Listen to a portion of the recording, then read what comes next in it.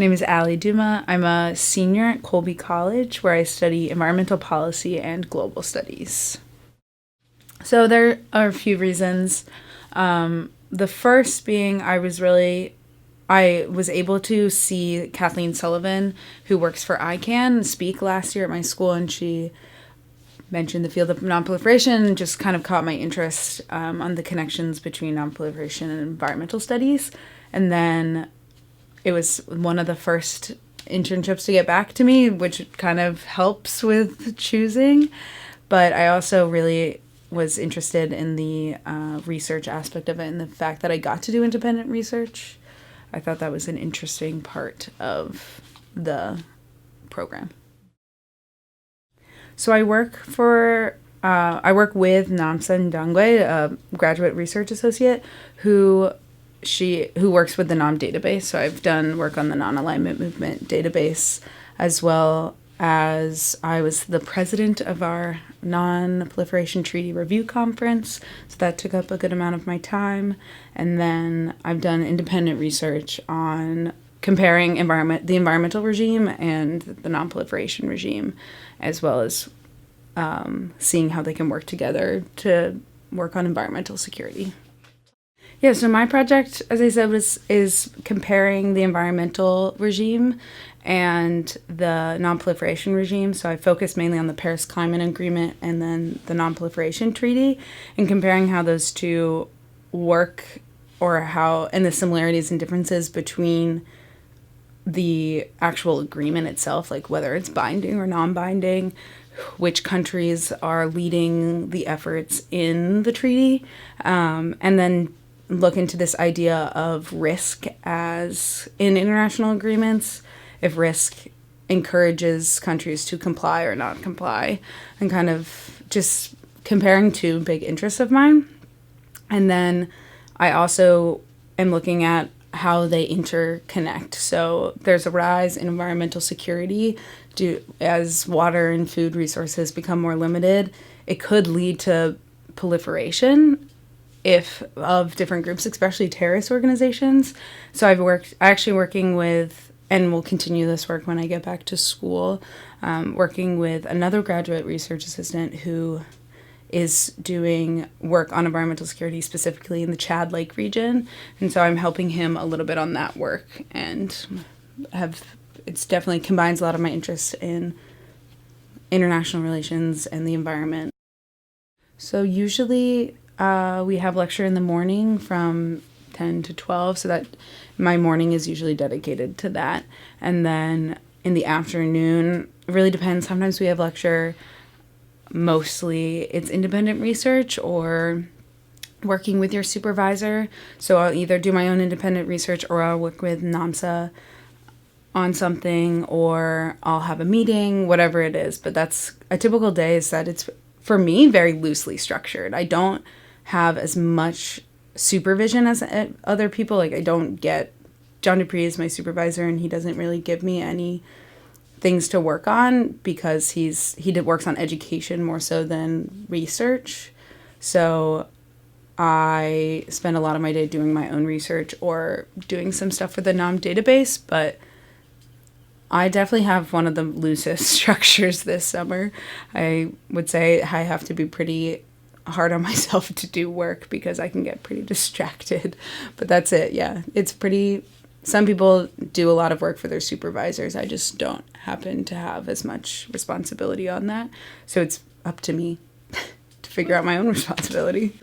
We talk to really anyone. This week we're talking to former governor of California, Jerry Brown, which is really exciting. So we talk to experts from all fields, like either technical. CNS also recently hired the head of the biological weapons department.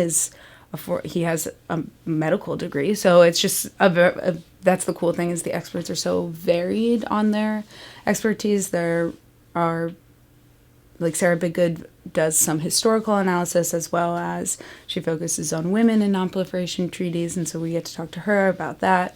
And yeah, so the scope is ranges from like regional issues with this to talking about treaties more broadly, just focusing on women within treaties and all of that. So that has been a really cool thing, is we've learned a lot about the whole regime from so many different realms. And I think that helps us figure out kind of where our interests lie within this and within this whole regime.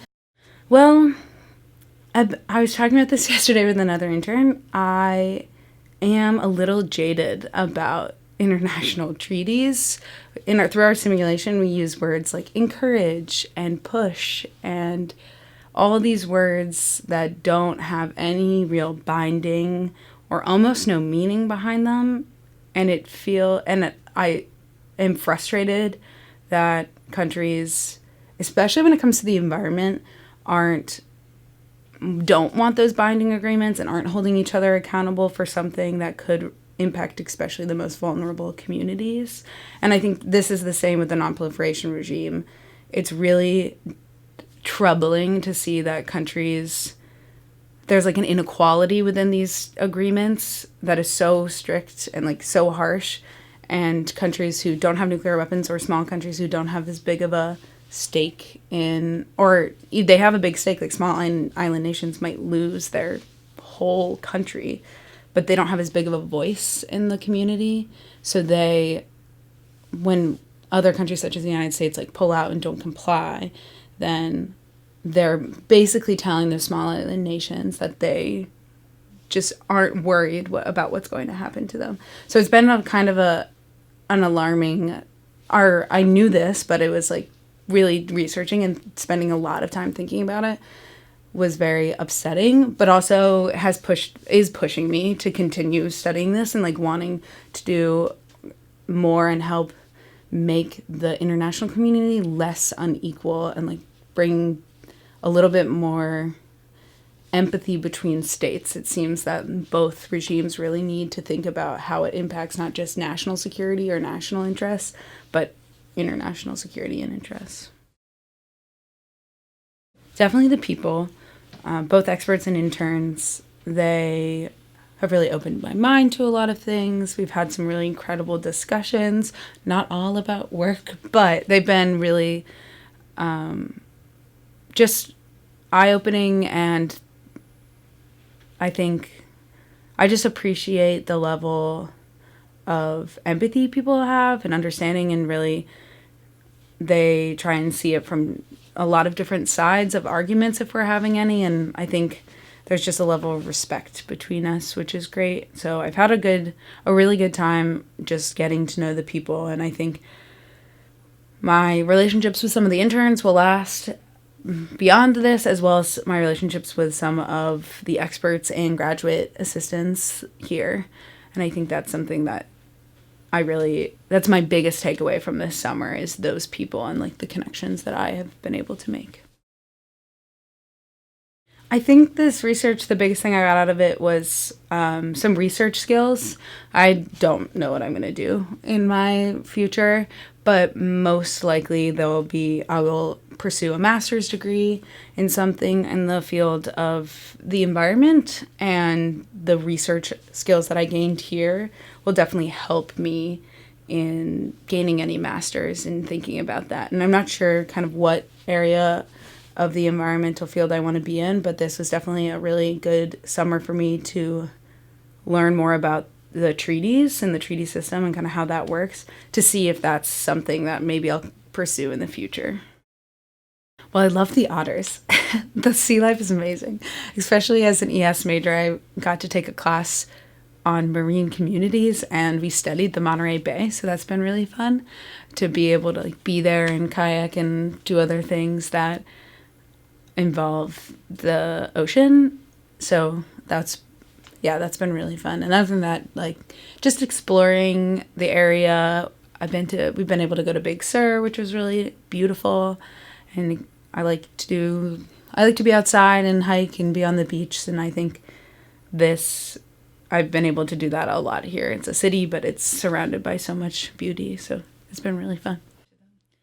I would, and I believe some other interns may have said this, but I would say if you have a really good idea for a research and you're really passionate about doing some intensive research on a certain subject, or if you just really want to learn about the subject intensely, then this is perfect. Like, this is a perfect internship program for you, but it will be more difficult if you don't have as much going into it and you want to produce some research. So I think there's a balance there. I think you can come in with no information and just be excited and ready to learn and get a lot out of it,